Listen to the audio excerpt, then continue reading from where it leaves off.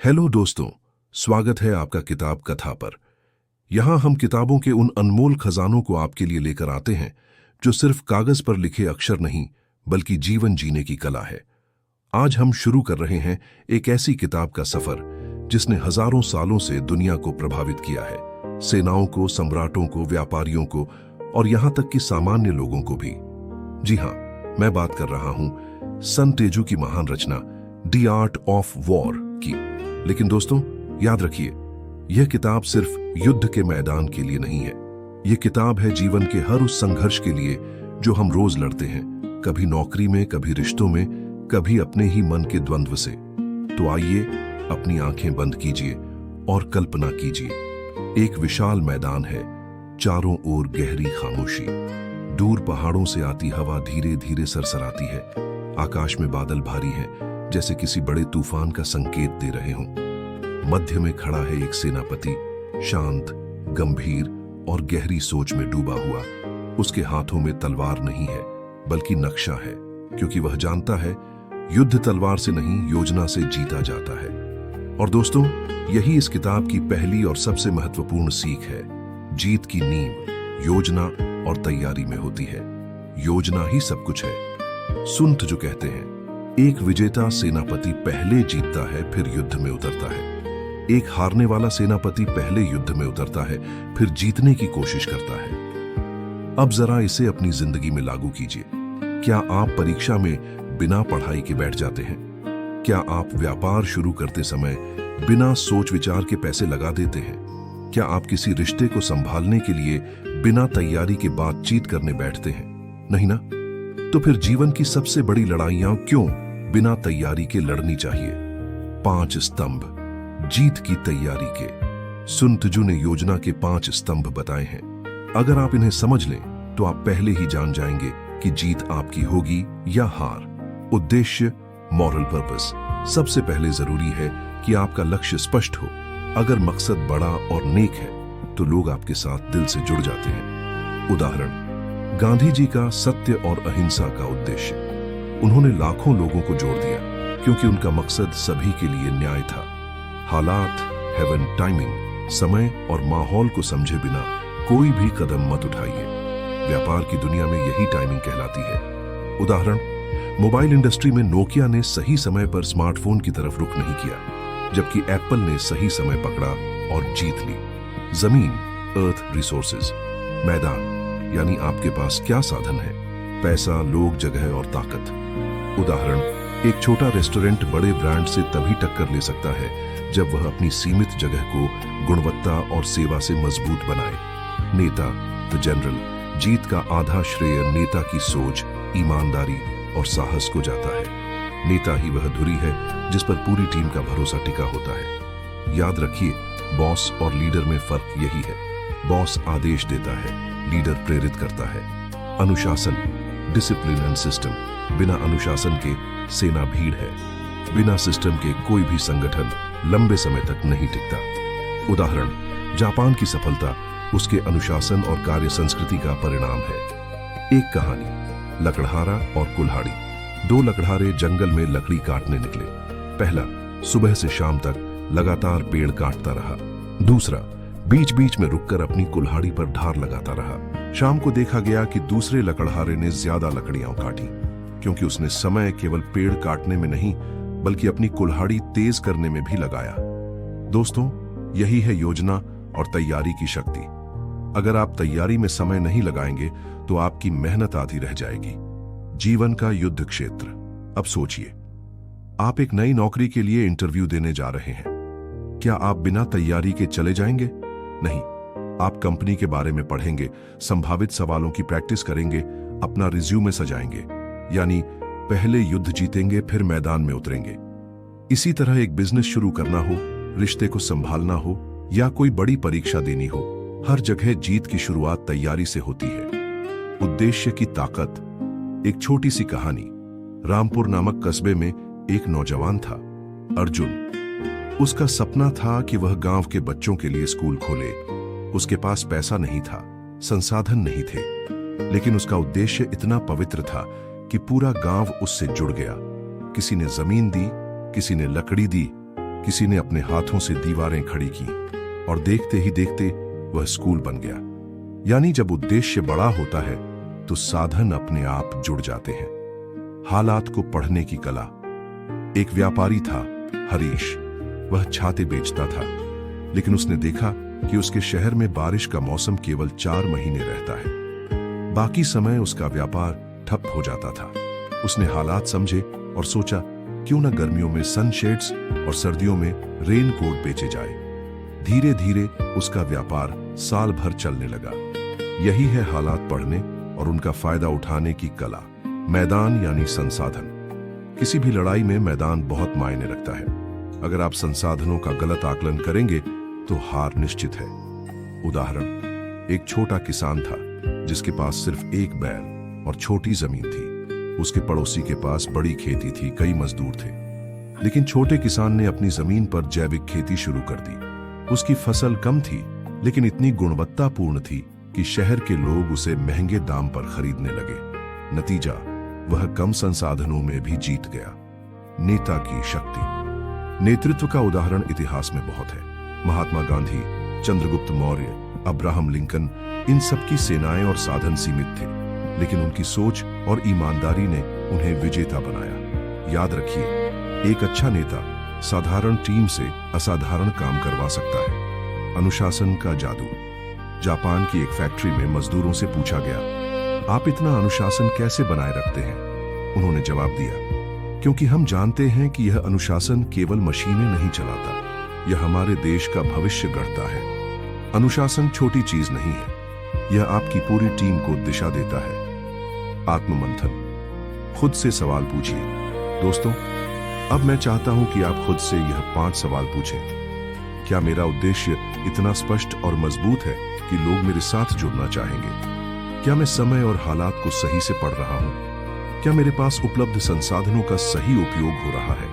क्या मैं खुद एक अच्छा नेता हूं या केवल बॉस? क्या मेरी टीम या जीवन में अनुशासन और सिस्टम है? अगर इन 5 सवालों के जवाब आपके पास हैं, तो आपकी जीत लगभग तय है। निष्कर्ष पार्ट 1। तो दोस्तों, आज हमने सीखा कि जीत की असली नींव योजना और तैयारी में छिपी है। बिना तैयारी के मैदान में उतरना अंधेरे में तीर चलाने जैसा है। तैयारी का मतलब है अपने उद्देश्य को स्पष्ट करना, हालात को पढ़ना, संसाधनों का आकलन करना, नेतृत्व दिखाना और अनुशासन बनाए रखना। याद रखिए, असली विजेता मैदान में नहीं, अपनी योजनाओं के नक्शे पर जीतता है। और दोस्तों, यह तो बस शुरुआत है, क्योंकि असली सवाल यह है, क्या हर युद्ध लड़ना जरूरी है, या असली महानता उस युद्ध से बचने में है जो अनावश्यक हो? यह रहस्य हम जानेंगे आगे। हम आगे बढ़ते हैं अपने उस अद्भुत सफर पर जहां हम सीख रहे हैं सन त्ज़ू की महान रचना द आर्ट ऑफ वॉर से। पिछले भाग में हमने जाना कि असली जीत की नींव कहां रखी जाती है, योजना और तैयारी में। लेकिन दोस्तों, एक और भी बड़ा रहस्य है। क्या हर लड़ाई लड़नी चाहिए? क्या हर टकराव का जवाब तलवार से देना जरूरी है? या असली महानता उस इंसान की होती है जो बिना लड़े जीत जाता है? यही है आज की हमारी कहानी। तो तैयार हो जाइए, क्योंकि यह हिस्सा आपको जीवन की दिशा बदलने वाली रणनीतियां देगा। एक किला है, चारों ओर ऊंची दीवारें, दुश्मन की सेना दरवाजे तोड़ने की कोशिश कर रही है, तोपें गरज रही हैं, सैनिक थके हुए हैं। लेकिन अचानक एक दृश्य बदलता है। वही किला, पर इस बार अंदर कोई युद्ध ही नहीं हुआ। दुश्मन का सेनापति हाथ जोड़कर आत्मसमर्पण कर रहा है। क्यों? क्योंकि असली युद्ध हुआ ही नहीं। दुश्मन की योजनाएं पहले ही तोड़ दी गईं। उसके सहयोगी उससे दूर हो गए, उसके सैनिकों का मनोबल गिर गया।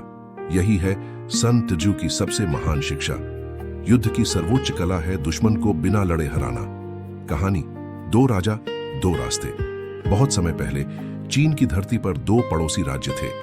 पहले राज्य का राजा था रणधीर, बहादुर लेकिन जल्दबाज।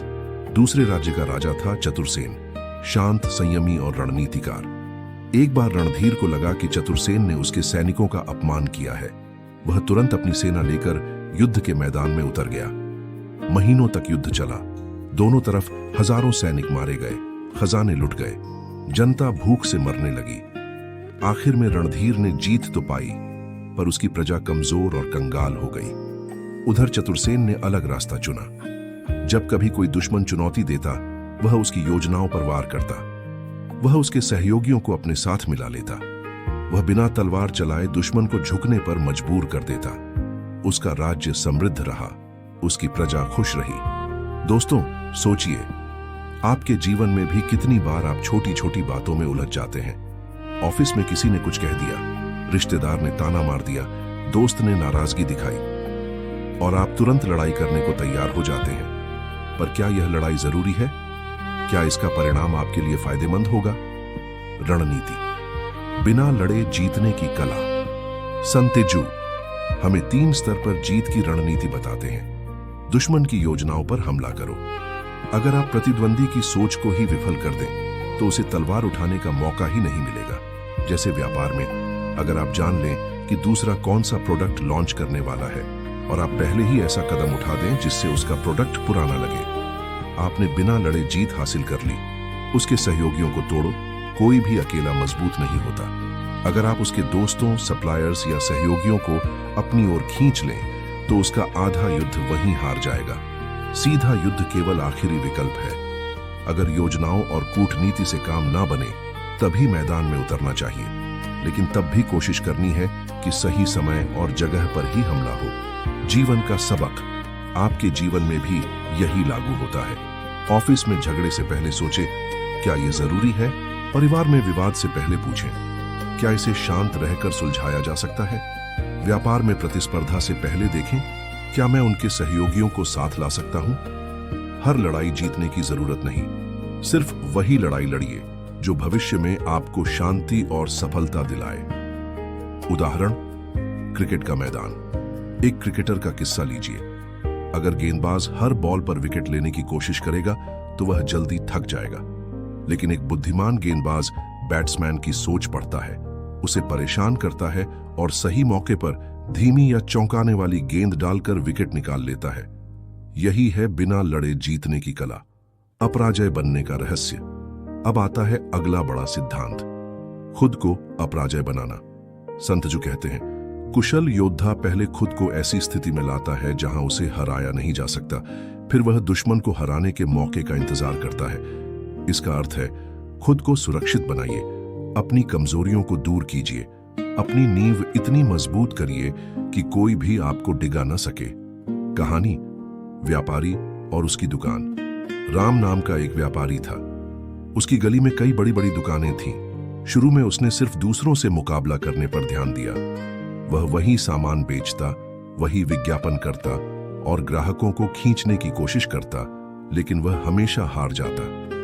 एक दिन उसने सोचा, क्यों ना पहले खुद को इतना मजबूत करूं कि कोई मुझे हरा ना सके। उसने अपनी दुकान में ग्राहकों को बेहतर अनुभव देना शुरू किया। हर ग्राहक का नाम याद रखता, उनकी पसंद पूछता और खास छूट देता। धीरे धीरे ग्राहकों ने उसी की दुकान को चुनना शुरू कर दिया। अब बड़ी दुकानें चाहे कुछ भी कर लें, राम की दुकान से ग्राहक नहीं हटते थे। यानी उसने खुद को अपराजय बना लिया। जीवन में अपराजय कैसे बने? शारीरिक रूप से मजबूत बने, अपनी सेहत पर काम कीजिए। एक स्वस्थ शरीर हर युद्ध में आपका साथ देगा। मानसिक रूप से सजग बने, पढ़ाई, सीखना और ज्ञान अर्जित करना मत छोड़िए। स्किल्स को अपडेट रखिए। भावनात्मक रूप से स्थिर बने। गुस्सा, डर, ईर्ष्या, ये सब आपकी कमजोरी है, इन्हें नियंत्रित करना सीखिए। आर्थिक रूप से सुरक्षित बने, बचत कीजिए, निवेश कीजिए, ताकि किसी आपात स्थिति में आप डगमगाए नहीं। उदाहरण, शतरंज का खिलाड़ी। शतरंज खेलने वाला एक खिलाड़ी सबसे पहले क्या करता है? वह अपने राजा को सुरक्षित करता है, अपनी गोटियों को मजबूत स्थिति में लाता है, फिर धीरे धीरे प्रतिद्वंदी की कमजोरियों को ढूंढकर हमला करता है। अगर उसकी रक्षा मजबूत है तो वह आराम से इंतजार कर सकता है, लेकिन जिसकी रक्षा कमजोर है वह जल्दी गलती कर बैठता है। तो दोस्तों, इस भाग में हमने सीखा, हर लड़ाई लड़ने लायक नहीं होती। असली जीत है दुश्मन को बिना लड़े हराना। खुद को अपराजय बनाइए। जब आपकी नींव मजबूत होगी तो बाहरी तूफान भी आपको हिला नहीं पाएंगे। याद रखिए, जीत बहादुरी में नहीं, बुद्धिमानी में है। असली योद्धा वह है जिसे हराया ही नहीं जा सकता। और दोस्तों, यह तो अभी यात्रा का दूसरा पड़ाव था।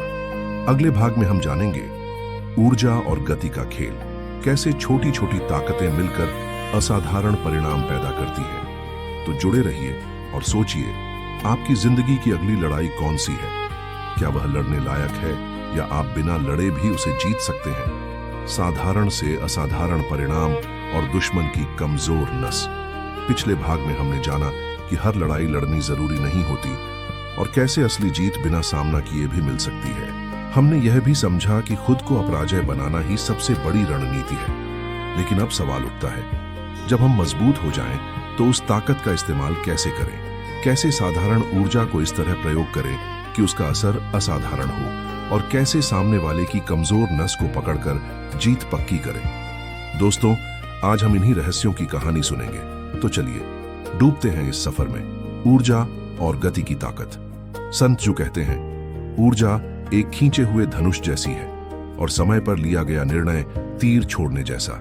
इसका अर्थ है, आपकी ऊर्जा तभी असरदार है जब उसे सही दिशा और सही समय पर छोड़ा जाए। कहानी, बॉक्सर की चाल। कल्पना कीजिए, एक बॉक्सिंग रिंग, भीड़ चिल्ला रही है, रोशनी तेज है। एक बॉक्सर अपने प्रतिद्वंदी पर लगातार छोटे छोटे जैब मारता है। ये जैब बहुत बड़े वार नहीं है, पर उनका मकसद है दुश्मन को उलझाना। प्रतिद्वंदी सोचता है कि खेल इसी तरह चलेगा, और फिर अचानक बॉक्सर एक अप्रत्याशित हुक मारता है। प्रतिद्वंदी जमीन पर गिर जाता है।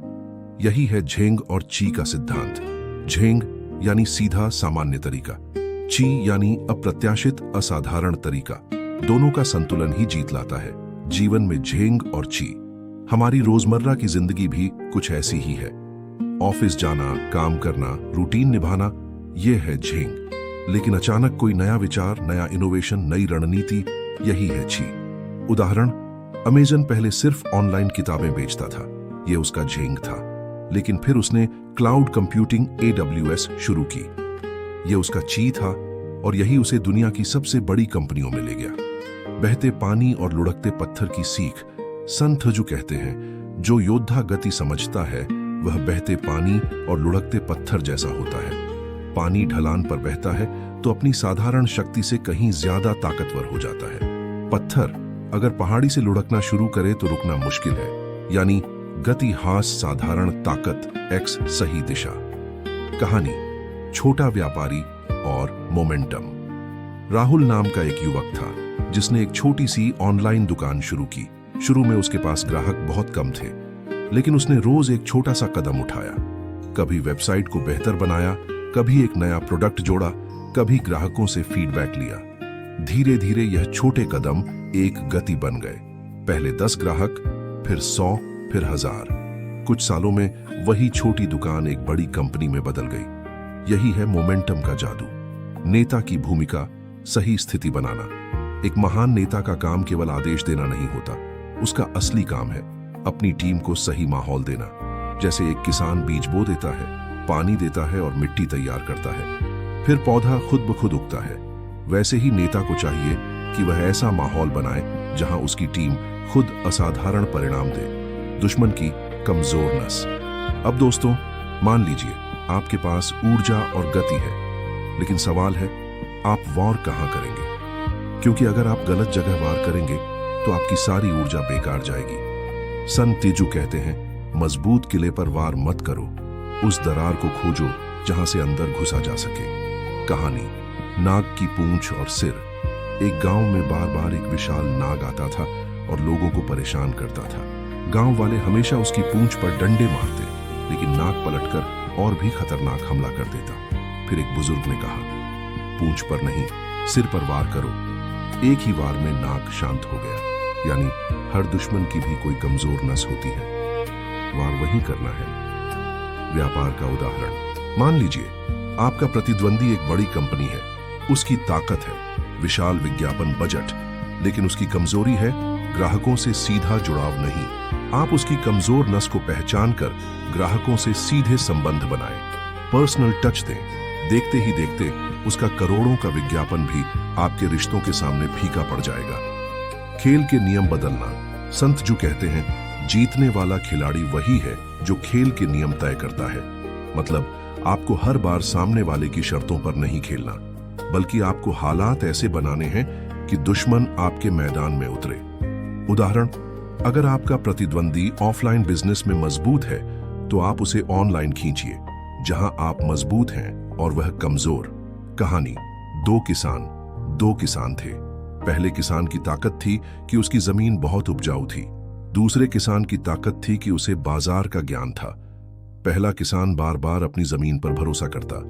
दूसरा किसान सोच समझकर वही फसल बोता जिसकी उस साल ज्यादा मांग थी। धीरे धीरे दूसरा किसान अमीर हो गया।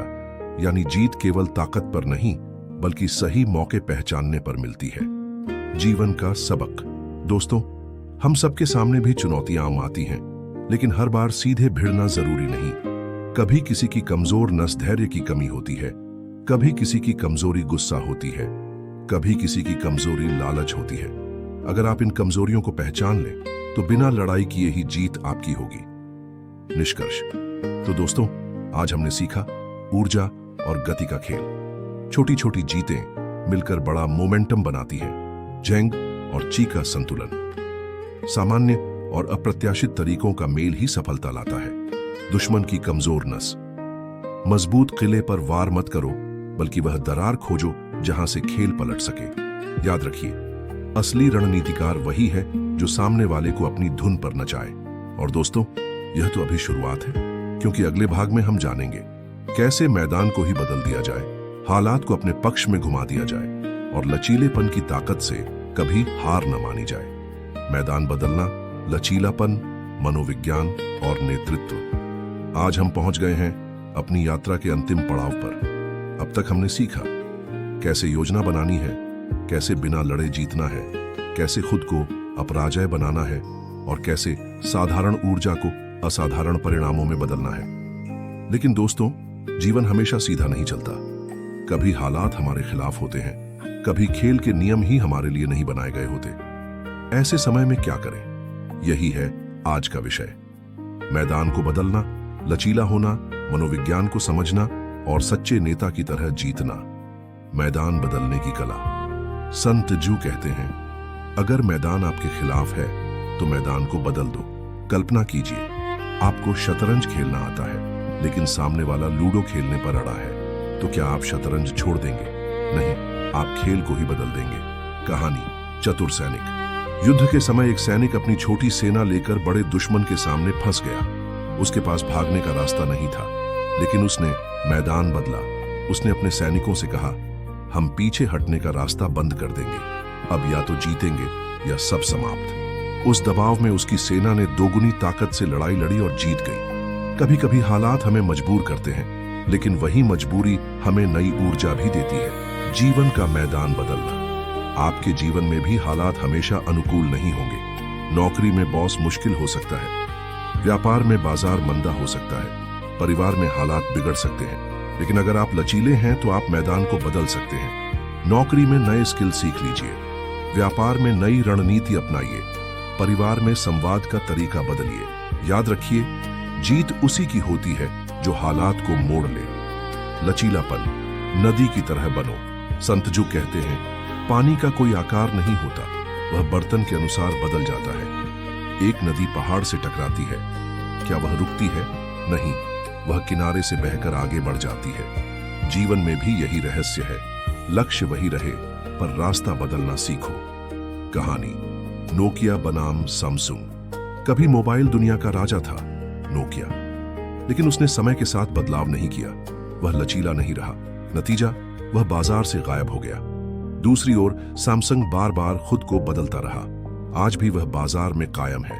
यानी लचीला वही है जो हमेशा जीवित रहता है। मनोविज्ञान का महाअस्त्र। अब आता है सबसे गहरा हथियार, दिमाग। सन त्सू कहते हैं, अगर तुम खुद को जानते हो और दुश्मन को भी जानते हो तो 100 लड़ाइयां भी हारोगे नहीं। यानी असली युद्ध मैदान में नहीं, दिमाग में होता है। कहानी। गुस्सैल राजा। एक गुस्सैल राजा था जिसे दुश्मन आसानी से उकसा देते। थोड़ा सा अपमान हुआ नहीं कि वह युद्ध छेड़ देता।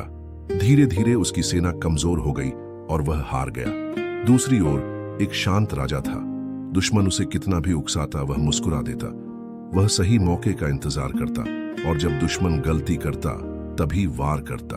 यानी जिसने अपने दिमाग और भावनाओं को काबू कर लिया वही विजेता है। धोखे की कला। संत जू कहते हैं, जब तुम सक्षम हो अक्षम दिखो, जब तुम पास हो दूर का भ्रम पैदा करो। क्रिकेट का उदाहरण लीजिए। एक गेंदबाज लगातार तेज गेंद डालता है, बल्लेबाज तैयार रहता है और अचानक वह धीमी गेंद डालता है। बल्लेबाज चकमा खाकर आउट हो जाता है।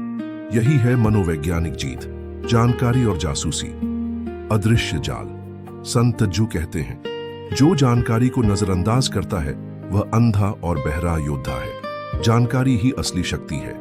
आज की दुनिया में गूगल, फेसबुक, अमेज़न क्यों शक्तिशाली हैं? क्योंकि उनके पास जानकारी है। कहानी, व्यापारी और बाजार। एक व्यापारी ने नया प्रोडक्ट बेचना चाहा, लेकिन उसने पहले महीनों तक रिसर्च की, ग्राहकों से पूछा, प्रतियोगियों का अध्ययन किया, फिर प्रोडक्ट लॉन्च किया और वह हिट हो गया। दूसरा व्यापारी बिना रिसर्च के प्रोडक्ट ले आया और असफल रहा। यानी जानकारी ही जीत की चाबी है। आत्मनिष्ठ नेतृत्व, असली सेनापति कौन? अब तक हमने सारी रणनीतियां देखी, लेकिन सवाल है, इन्हें लागू कौन करेगा? नेता। संत जू कहते हैं, एक महान नेता के 5 गुण होते हैं। बुद्धिमत्ता, सही समय पर सही निर्णय लेना। ईमानदारी, भरोसेमंद होना। इंसानियत, अपनी टीम की परवाह करना। साहस, मुश्किल फैसले लेना। अनुशासन, नियम और व्यवस्था बनाए रखना। कहानी, महान सेनापति। एक सेनापति था जो अपने सैनिकों को अपने बच्चों जैसा मानता था। वह उनके साथ भोजन करता, उनके साथ चलता, उनके दुख सुख बांटता। लेकिन जब अनुशासन की बात आती तो वह सख्त भी होता। उसके सैनिक उससे इतना प्यार करते थे कि उसके लिए जान देने को तैयार रहते, और यही कारण था कि उसने हर युद्ध जीता। जीवन का निष्कर्ष। दोस्तों, द आर्ट ऑफ वॉर सिर्फ युद्ध की किताब नहीं है, यह जीवन जीने की कला है।